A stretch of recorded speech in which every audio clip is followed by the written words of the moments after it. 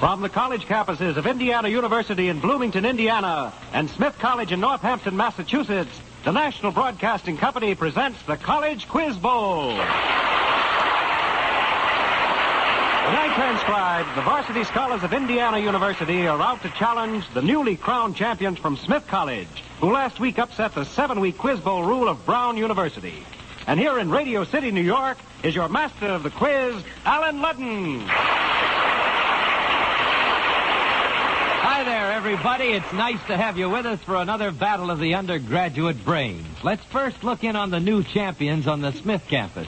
Jim Strong of station WTIC in Hartford, Connecticut, is the referee for the Smith team tonight. Are you there, Jim? Right here, Alan, and with me is the Smith team, still excited about last week's victory over Brown. Here they are to say hello.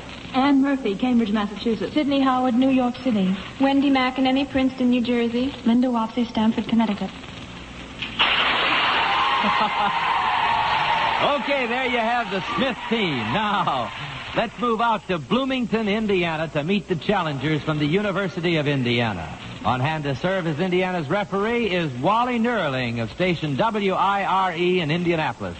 Is the Indiana team all ready to go, Wally? They most certainly are, Alan. Here they are to introduce themselves. Fred Wilt, Napanee, Indiana. Steve Polikoff, Shelbyville, Indiana. Jerry Maddox, Muncie, Indiana. Janet Jackson, Indianapolis, Indiana. Okay, we've met both teams. Now, before Dick Dudley explains our Quiz Bowl rules, may I point out that we recognize full well that in putting the emphasis here in the College Quiz Bowl on the quick recall of specific facts, we're pointing up only one of the objectives of a real college education, and we're likewise trying to give you an opportunity to meet a few of the many remarkable, well-rounded personalities to be found on every American campus. Okay, Dick, how about those rules? Right, Alan, here they are. Alan Ludden asks a toss-up question worth 10 points, and the first team to signal it knows the answer gets a chance to answer it. When Smith College signals, you'll hear... And when Indiana University signals, you'll hear... By means of a special electronic selector, the team which signals first, even by a split second, activates its light right here in New York City and makes it impossible for the other team's light to flash. If a team gives a wrong answer to the toss-up question, then the other team is given a chance to answer it. And whichever team gives the right answer gets a bonus question, worth a stated number of points. Now, the team with the most points at the end of the game is the winner and returns next week to defend its title in the College Quiz Bowl. Thank you, Dick. Now, remember, teams, you may interrupt a toss-up question before I've finished asking it. But if you do, and if your answer is wrong, your team will be penalized 5 points, and I will repeat the question, giving the other team a free crack at it. Okay, those are the rules, and there's the opening whistle, so let's go. For 10 points, here is a toss-up question. If you get it right, you'll have a chance at a 40-point bonus. Here is the first toss-up for 10 points. Where is Timbuktu? Indiana. Jerry Maddox. Africa. Right, for 10 points. Africa. Located in French West Africa, Timbuktu. Okay, Jerry Maddox, for Indiana, you have now a 40-point bonus, and I want to tell you that you all on the team may work together. And since this is the Valentine's season, we'd like now for you to think about hearts for just a moment. I'm going to describe 4 works of literature with heart in each title. And you're going to get 10 points each time you tell us both the work and its author. Okay, for 10 points first, a 1917 play by an English playwright dealing with the failures of the 20th century. Anybody on the Indiana team? Time, it is Heartbreak House by George Bernard Shaw. Okay, you can still make 30 points if you'll tell us now for 10 points. Next, a very short horror story published in 1843. The Telltale Heart. Oh, you're right, by an American writer. Boy, you're right for 10 points, Indiana. Who was that? That was Jerry Maddox. Okay, Jerry, Telltale Heart by Edgar Allan Poe. You got it before I even finished it. Okay, now listen very carefully. There's 10 more points for you here if you'll tell us the title of a long short story published in 1902 by an English writer of Polish heritage. 1902, an English writer of Polish heritage. Time, Heart of Darkness by Joseph Conrad. Okay, you can still make 10 points if you tell us now the title of a first novel published in 1940 by an American female novelist and short story writer. Go on. Our Hearts Are Young and Gay. What? Our Hearts Are Young and Gay. No, I'm sorry. The date is 1940. American female novelist and short story writer is Carson McCullers, and The Heart is a Lonely Hunter. Incidentally, you don't have to signal on a bonus question. It's all yours. Okay? The score, though, you got 20 points on that. Now, here we go back to a toss-up question. The toss-up question. This most Spanish of painters was actually Indiana? Jerry Maddox. Goya. What was that? Francesca Goya. No, I'm sorry, Indiana. You interrupted a toss-up question. You are penalized 5 points because you did not give the correct answer. I will now repeat the entire question for Smith alone. But you must answer it precisely and quickly, Smith. This most Spanish of painters was actually born on the Isle of Crete. And Murphy, Alan. El Greco. Okay, you don't want the whole question. All right, you're right for 10 points, El Greco. I was going to ask, what was his name? We'll accept El Greco. Okay, now, for that, Smith College, you've got a 20-point bonus, a quick one. Here it goes. One day in March 1738, the members of the House of Commons in Great Britain gravely inspected a pickled object and quickly declared war on Spain. 20 points if you can tell us what was this object that actually started a war. And Murphy, Alan. Was that Jenkins's ear? That's Jenkins's ear, that's right. It was a pickled ear. The War of Jenkins' Ear was provoked by the captain of the Spanish Coast Guard who disfigured Captain Jenkins and who was in command of the British blockade runner. Okay, you got... Now, before we move along to another toss-up question, let's move over here and find out what the stakes are in this quiz game. Dick Dudley? Each week, NBC will award to the school of the winning team a $500 gift to be administered by the college. It may go to a scholarship fund or to a campus activity. And each member of the losing team will receive an attractive, dependable Whitnur wristwatch, a distinguished member of the Longines Whitnur family of fine watches, since 1866 makers of watches of the highest character. Now, those are the stakes, and now with just 20 minutes to go and the score Smith 30, Indiana 15, we go back to a toss-up question, eh, Alan? Yep. Here we go with a toss-up question for 10 points. Can you tell us the former occupations of John Louis Barrow and Arnold Cream? Indiana. Jerry Maddox. Wait a minute. Arnold Cream. Former occupation? All right. Can you take it, Smith? Can you take it, Smith? We'll try Sidney Howard. Were they actors? No. They were both prize fighters. Arnold Cream is the real name of Jersey Joe Walcott, and John Louis Barrow is the name of Joe Louis, who was born... that's the name John Lewis was born with. Okay, here we go. We're going back to a toss-up question for 10 points. Tell us, what philosopher had as his criterion of moral goodness the greatest happiness of the greatest number? Smith. Wendy McInerney. Jeremy Bentham? Right, Jeremy Bentham, the utilitarian.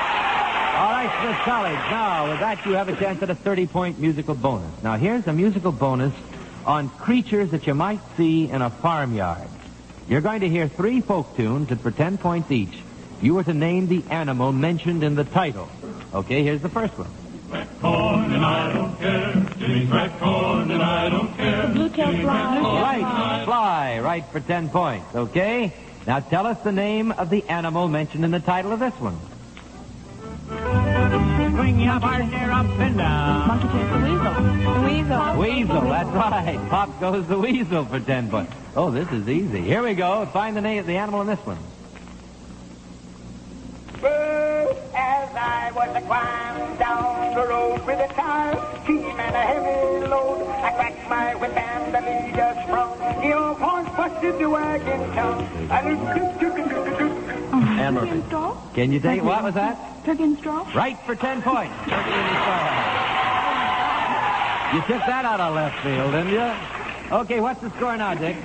Well, it is now Smith College 70, Indiana 15, and we have 17 and a half minutes to go. And here we go with a toss-up question. Alabama and Rhode Island are suing California Smith. And Murphy. Well, it's in the offshore oil cases. That's right. That's the answer I was going to ask. I was going to ask. Alabama and Rhode Island are suing California, Florida, Louisiana, and Texas, and we're going to give you 10 points if you tell us why, and the answer was the offshore oil cases, or oil dispute. Okay, now, you have a 20-point bonus, Smith. It's a mathematical bonus. Get your pencils and paper. This is worth 20 points. You are to start with the year of the Battle of Waterloo. Add to that the number of blackbirds baked in a pie. That's all right. That's all right. That's the way to work it. And divide by the number of men on a horse in the John Holmes, George Abbott title. And give us... 613? That's right. Cindy Howard, Alan. I was just going to tell you how long you had to do it, and you came up with the right answer. Let's run that down real quickly, Sidney. Would you give us the numbers you worked out there? 1815 was the Battle of Waterloo. 420 blackbirds baked in a pie. Yeah. Comes out to 1839. Divided by 3 men on a horse gives 613. That's right, for 20 points. Okay, here now we go to another toss-up question, and you need pencil and paper, maybe here, so think and listen carefully. For 10 points, what number is represented in Roman numeral notation by M, C, D, X, C, I. Smith? Linda Wapsie. 1493? That's right, 1493. You know, I thought I was going to fool you. I thought you were going to say 1492. Okay, Linda, you got a chance now at a 30-point bonus. Let's see. This is quite an interesting one. You know, mountains have always challenged and inspired men, and many important events have occurred on mountains in fact, fiction, and legend. Now, for 5 points each, you were to tell us the answer to these questions. First of all, who dwelt on Mount Olympus? The gods. The gods. Right. The Greek and Roman gods, 5 points. Now, what city was buried by the eruption of Vesuvius? Pompeii. Right, for 5 points. Now, what biblical event took place on Mount Sinai? Moses was given the Ten Commandments. Right, for 10 points. Moses was given the 10 Commandments. 5 points, I beat. That's 5 points. All these are worth 5. Pikes, Peak, or Bust was the slogan of what famous journey? Toward the west. What was the expedition? Lewis and Clark? No. That's right. That's right, for 5 points. That was Lewis and Clark expedition. Right? That's right. Pikes, Peak, or Bust. Okay. Where was Hitler's hideaway? Berchtesgaden. All right, for 5 points. Now, you'll get them all if you answer this one for 5 points. What range of mountains are associated with a long sleep? The Catskills. The Catskills, right, for 5 points. Okay, what's the score now, Dick? Well, it is now Indiana 15, but Smith has 140, and we have 14 and a half minutes to go. Okay, you can still come up from behind Indiana, so on your toes. Now, we usually avoid trick questions here in the College Quiz Bowl, but frankly, this next toss-up question was picked with an effort to fool you. Now, we're going to play a record, and you are to signal as soon as you recognize the cleverly disguised voice of the singer. You came when I was alone. Smith. Cindy Howard. Stafford. Right? 10 points. Didn't fool you very long, did it? That was Joe Stafford singing Temptation. You have a chance now, Smith, at a 20-point bonus. Thoreau, with his pen, immortalized Walden Pond in Massachusetts. You'll get 20 points now if you can tell us who has immortalized Hoosick River and Eagle Bridge in upper New York State with a paintbrush. Anybody on the Smith team? Time, Grandma Moses. Okay, here we go now, back to a toss-up question. For 10 points, tell us, what generals faced each other at Gettysburg? No takers? No, I'll tell you, Robert E. Lee and George Gordon Meade at Gettysburg. Incidentally, Robert E. Lee reminds me that next week, Washington and Lee University meets the winner tonight. Okay, here we go back now to another toss-up question, and coming up is a 25-point bonus. For 10 points, what word meaning a cross or a crucifix spelled backwards is a portal? Smith. Wendy McEnany. A rod spelled R-O-D. That's right. A rod or a rood spelled O-O-D. Spelled backward is door. Okay. Here we go now with a 25-point bonus for you, Smith College. I'm going to describe the names of certain classical and popular musical conductors, and for 5 points each, you are to identify them. First, a conductor whose last name sounds like an urban center. Metropolis? That's right, Dimitri Metropolis. Okay, although his name is not spelled like Metropolis, okay?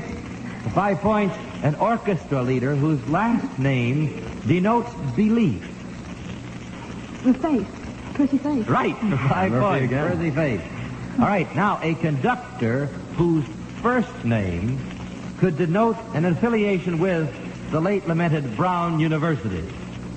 Bruno Walter. Bruno Walter. Bruno in Italian means Brown. Late lamented, of course, means only that they were with us until last week here at the college quiz bowl. Okay, next, an orchestra leader whose last name is the same as that of a famous female reformer. Hi. Eddie something. Ray Anthony. Susan B. Anthony. Okay. And now, did we get that? No, we didn't get that. All right. Here is a symphonic conductor whose last name is spelled the same as a word that means to chew with a crunching sound. You'll hate this. Oh, Munch. You got it right, Charles Munch. Okay. All right, hold it, Alan. That's the halftime whistle, which calls for a 1-minute timeout. All right, and during this timeout, it is our custom to spend the first 30 seconds with a challenging team each week. And so tonight, let's go out to Bloomington, Indiana to meet the members of the Indiana team and find out what they plan to do when they finish college. First of all, I'd like to speak to Janet Jackson because I notice it's Mrs. Janet Jackson, right? That's right, Alan. Janet, how long have you been a Mrs.? Just since December. Well, that's wonderful. Then you're a bride. Are you also a senior in college? Yes, that's right. And what are your plans after college? Well, I think we are going into the Army. Oh, you are? You both are, huh? He is, and you're going to go with him, right? That's right. Okay. Jerry Maddox, what is your class in college? I'm a junior, Alan. Well, when you finish college, what do you plan to do? Well, probably I'll go into graduate school. Have any plans where? No, I haven't made up my mind. There's several places, but I haven't decided yet. Oh, there are a lot of wonderful colleges. Okay. Fred Wilt, are you a senior? No, I'm a sophomore, Alan. A sophomore? Well, that's wonderful. What do you plan to do when you finish college? I hope to go to medical school in a few years. Any plans for where? Probably here at Indiana. It's a wonderful medical school there. Now, let's meet Dee Polikoff. Polikoff, is that right, Dee? That's right. Dee, you are a senior, right? That's right. Your plans after college? Yes, I hope to go to graduate school or law school. Well, I haven't decided where yet. But you're all going to continue your education except for the lady who's going into the Army with her husband, all right? Let's move up now to Northampton, Massachusetts, and meet this Smith College team. Sidney, I noticed in a sheet of paper I have here before me, Sidney Howard, that you are chairman of Rally Day, and I don't know what Rally Day is, and I think all of our friends would like to know what Rally Day is at Smith College in 30 seconds. Well, Rally Day takes place up here every year on Washington's birthday. What do you do? And it is very important for a great many reasons. The seniors first get their robes on that day, which... You wear them from now on? Oh, yes, we wear them over pajamas everywhere. Oh, you do? From that day on. Then in the morning, all the college assembles and we have a speaker. This year, Mr. Wilmot Lewis. And in the evening, the sophomores, juniors, and seniors each put on an original show, a musical review with dances, songs, lyrics, and scripts written by the girls. Well, it's a wonderful day, huh? Yes, it's no a big school day. that day. No school at all. All right, that's fine. Now it looks like our time is up, and it's time to get back to the game with a score. Well, the score right now is Indiana University 15, Smith College 180, and about 8.5 minutes to go. So how about another toss-up question, All Alan? right, here we go with a toss-up question. In sports parlance, tell us, for 10 points, what is the hot corner? Oh. Indiana. Jerry Maddox, third base. Right, for 10 points, the third base. Okay, Indiana, you've got a chance now at a 30-point bonus question. It happens to be a musical bonus. In the excerpts from 3 musical compositions that you're going to hear now, there is one theme running through the titles of all of them. They're different in style, different in subject matter, but they're similar in subject matter, rather. And that's the only clue you're going to get. Now, give us, for 10 points each, the correct title of these compositions.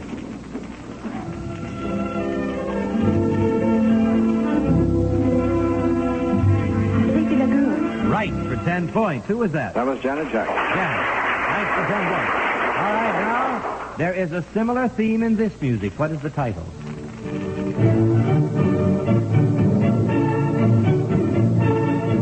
Midsummer Night's Dream. No. You may correct yourself on a bonus question at the end. Time is running out. It's run out. No. Water Sweet Music by Handel. The Water Sweet Music by Handel. All right, then you're beginning to get the theme. Now, what's the title of this one?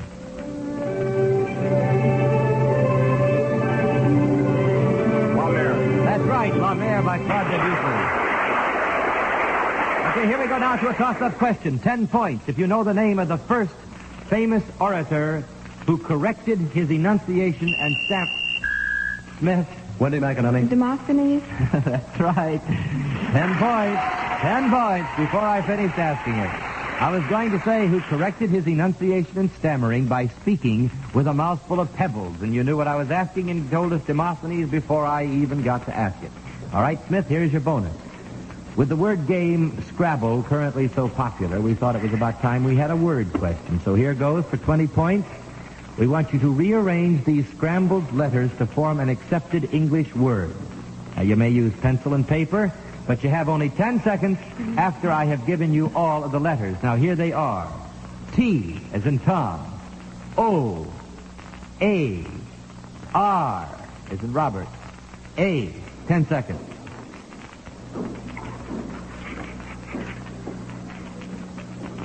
T-O-A-R-A. Time. The word is aorta, the largest artery leading from the heart. Did I hear you say that, whispering? No. Okay, here we go back now to a toss-up question with a score 190 Smith, 45 Indiana. The 10-point question is coming up. We have 5.5 minutes to go. For 10 points, by what more familiar name do we know the weaver of Ravello? Silas Marner. That was Linda Watson. That's right, Linda, for 10 points. The Weaver of Ravello is Silas Marner, the novel by George Eliot. And here we go with a 20-point bonus. This is a question on partners. If I asked you the famous partner of William Clark, you'd say Meriwether Lewis. Probably you'd say it before I asked it. Okay. Now, for 5 points each, I want you to tell us who are the well-known partners of, first, Richard Steele. Addison. Joseph Addison, right, for 5 points. Who's the famous partner of Lou Fields? Lou Fields. Time, Joseph Weber. Weber and Fields were a famous vaudeville team. Okay, now think carefully.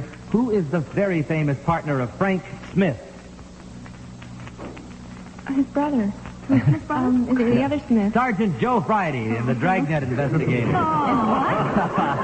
Okay, for 5 points, who is the very famous partner of Frederick Engels? Marx. Karl Marx. Together they wrote the Communist Manifesto. Okay, here we go back now to a toss-up question for 10 points. Are you there, Indiana? Right. Oh, here we go now. For 10 points, tell us, what do John Taylor, Aaron Burr, and Harry Truman, Indiana? Janet Jackson. I'm wrong. I was going to say they're all traitors, but that's not true. No, that would hardly be right, and you're penalized 5 points because I'm going to finish the question for Smith. Tell us, what do John Taylor, Aaron Burr, and Harry Truman have in common? Ann Murphy. They were all vice presidents. They were all vice presidents of the United States, right, for 10 points. Here we go now. Here we go now with a bonus question. In Smith College, here's a bonus question for 15 points. Now, if you were asked to describe a centaur, would you call it Resorio, Ungulate, or Piscatore? Would you repeat that? Would you repeat the 3 times? Would you call it Resorio, Ungulate, or Piscatore? An ungulate? Did I hear an answer? Quick. I think ungulate. You thought right. Ungulate means hoofs, and therefore would describe centaur, which was a mythological character, half horse, half man. Piscatore refers to fishes, and Resorio refers to scratching on the ground for food like a hen or other bird. Okay, here we go now back to a toss-up question for 10 points. Name the medieval hero who was killed in the Battle of Roncesvalles. Smith. Ann Murphy. Roland. Right, Roland. You have now a 25-point bonus, Smith. Ebb Tide, the song that was for so long on top of the hit parade, is a very famous title. Now, for 25 points, we want you to name the famous English author of a novel. This is yours anyway, Smith. Of an English author of a novel called The Ebb Tide. Wait. You were so eager there. The English author of a novel. What was it? Speak up. Here we go. Time's up. Virginia Woolf? No, Robert Louis Stevenson wrote it, The Ebb Tide, in collaboration with Lloyd Osborne. Here we go back down to a toss-up question. For 10 points, what man was born in Pennsylvania, painted in the United States and England, constructed a submarine in Paris, and built a steam warship for the United States government? Indiana. Robert Fulton, Jerry Maddox. Right, Jerry Maddox. Robert Fulton for 10 points. And you got a 30-point bonus, Indiana. The daughter, work carefully on this one, the daughter of William Jennings Bryan, aside from her father's political fame, held a distinctive position in American public life. Now, you're going to get 30 points if you can name that position. The daughter of William Jennings Bryan. Anybody in the Indiana team? D. Pollicott. D, do you have it? No, I don't have that. She in any way connected with Teddy Roosevelt's family. All right, time has been called. She was the first woman appointed foreign minister by the United States. Okay, with a minute to go, here's a toss-up question. Tell us, for 10 points, what is the concern of an ichthyologist? Smith. Linda Watson. Fish. Fish, right. Okay, Smith, you got a 15-point bonus here. In the famous story of Snow White, there were 7 dwarves. Now, you're going to get 15 points if you can name all 7 in 15 seconds. Grumpy, dopey, sneezy, happy, doc. Now, just a minute. Grumpy, dopey, sleazy, sneezy, happy, doc. That's 6. Sleepy. Something dopey. Have you got the Dopey, time? sleepy, doc. My glasses. Time. Bashful. Oh. Okay, here we go back to a toss-up question. For 10 points, what opera by Verdi is based on Shakespeare's The Merry Wives? Smith. Wendy McInerney. Can you take Ann it? Murphy. Can you take it, Indiana? Yeah, I think we can. Fred Wills? Finish the question, please. All right. What based on Shakespeare's The Merry Wives of Windsor? The answer was Falstaff, okay? Oh, I'm sorry, but that's it. Time's up. Sorry, Alan. The game is over for this week, and the final score in the College Quiz Bowl tonight is Indiana has 50 points and 250 for the winner, Smith College. Now, to each member of the Indiana team, it's our pleasure to award an attractive and dependable Whitner wristwatch, a distinguished member of the Longines Whitner family of fine watches. Since 1866, makers of watches of the highest character. For fielding the winning team tonight, Smith College will receive a $500 gift to be administered by the college. And these varsity scholars from Smith will return next week to compete in this new All-American Quiz game with the varsity scholars of Washington and Lee University at Lexington, Virginia. Well, now, here once again is your master of the quiz, Alan Ludden. Well, I want to congratulate those girls at Smith College. You did a wonderful job, and I want to say to the team from Indiana University, you did a wonderful job. I want to say congratulations to Mrs. Janet Jackson, Jerry Maddox, Fred Wilt, and Dee Polikoff. You were all wonderful. Now, next week, Smith College meets Washington and Lee. And in the following weeks, we'll have varsity scholars from the University of Chicago, Princeton University, and other outstanding colleges and universities all over the country. So be with us next week and every week for an exciting quiz game here in the College Quiz Bowl. This is Alan Ludden saying now, so long, everybody. Your referees tonight were for Smith College, Jim Strong, station WTIC Hartford. For Indiana University, Wally Nerling of station WIRE Indianapolis. College Quiz Bowl is a transcribed NBC Radio Network production, originated and produced by John Moses and Don Reed, directed by Ken McGregor. This is Dick Dudley speaking.